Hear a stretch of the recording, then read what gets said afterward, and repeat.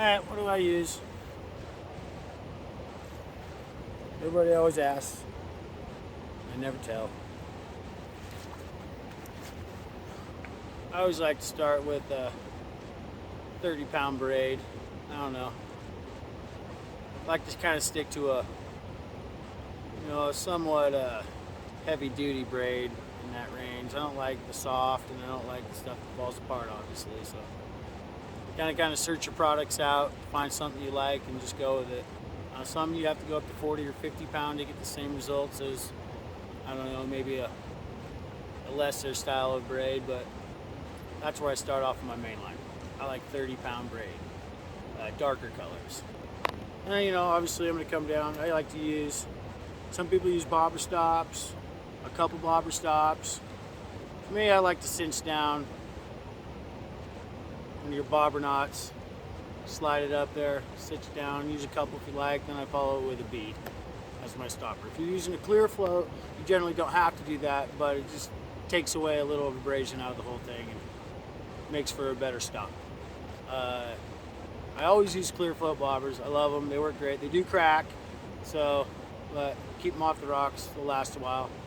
And even if they do crack, you can squeeze the water out and still use them if you have to, but always stock up on a few different sizes of clear floats. I like to use a heavy float or a bigger float. So I'll stick to the 7/8 to 3/4 range. But I always like to match my weight in the increments of the jigs that I'm using, because primarily I like to use jigs. Arrow float or arrow jigs. I do like woolly boogers. They're hard to get sometimes locally, since I'm not ordering tackle anymore. I don't really have all the jig selection in my discretion, but so with that, with the water being high, if you're using a 1/2 ounce or anything lower, you are just not getting the drag you need for jig fishing. Absolutely not. So you need to step it up to a 7/8. I would say 7/8. That's what I like to use. You can even go an ounce if you want, but that's starting to get a little too heavy for most rods that we like to use for steelhead fishing. So with that being said, let's start off with the 7/8 bobber.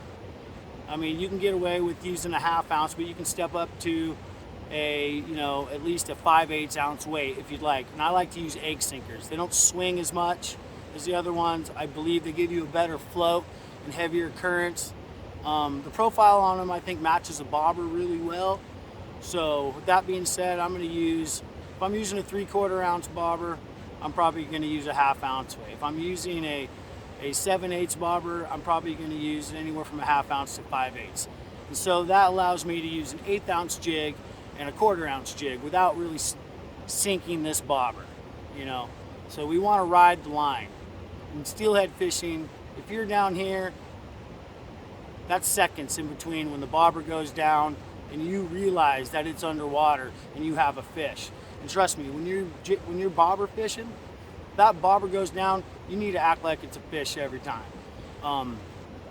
You are going to lose a lot of gear doing this, but that's just the way it is. If you want to hook a lot of fish, you gotta be ready for that bobber to go down. And when it does, you reel up that slack and just give it the wood. So that's what I like to use on my bobbers. So there's the egg sinker I'm using. And then we can go to standard swivel. You can use whatever you want on swivels for the most part.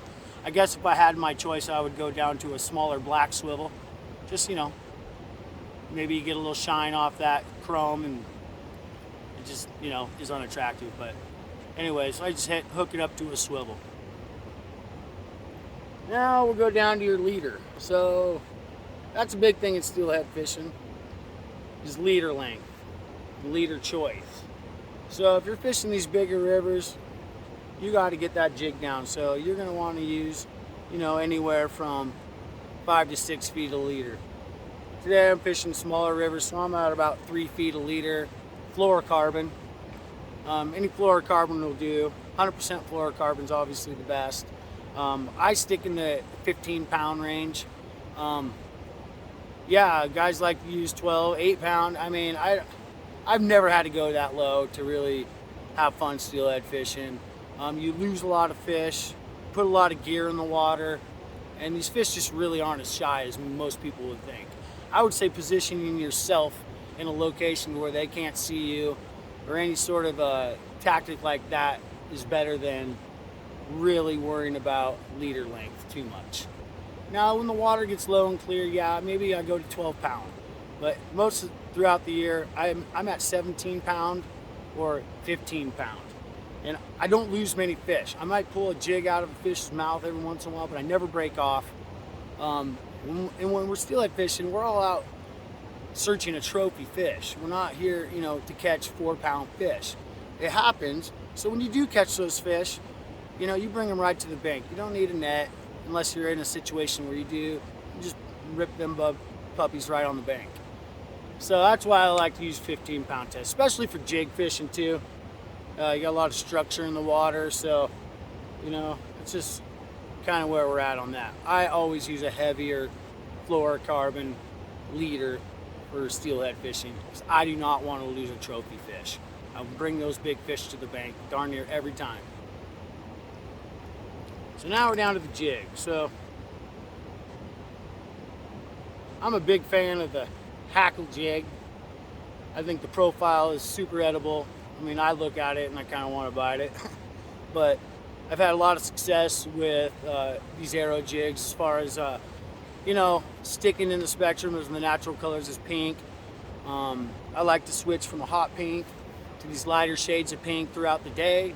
I mean, everybody loves to use that nightmare jig, and sometimes everybody's using that nightmare jig. I'm not going to say it's not effective, but it does have its time and place. But for me, I'm rolling with the shades of pink until I have to switch, or I guess if the water gets low, I might switch head colors as far as using a black jig head and more reds. And I think that's where the nightmare kind of comes into play too. I do have other things I like to do with this jig as far as using scent, tipping your jig with something in the shrimp or eggs. That is all very effective. I would suggest you do that. I believe bait works better than scent on your jig, and that's kind of how I roll with all that. So you tie up, evaluate your water beforehand. Your water depth is important to get this jig down close to the action, so I always go up to a situation and kind of use my own height to see where what these water depths are if I'm not really sure.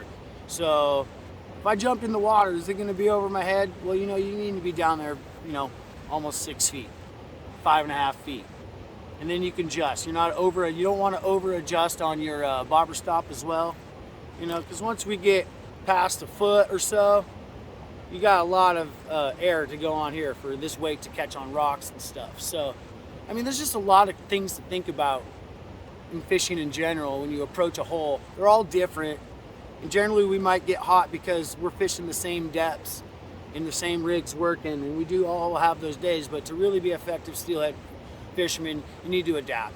So I might carry a drift rod with me, simple setup with a bead on it, yarn. So you might run into that occasion where that some faster water, where you might want to use that instead of a bobber setup. So that's that.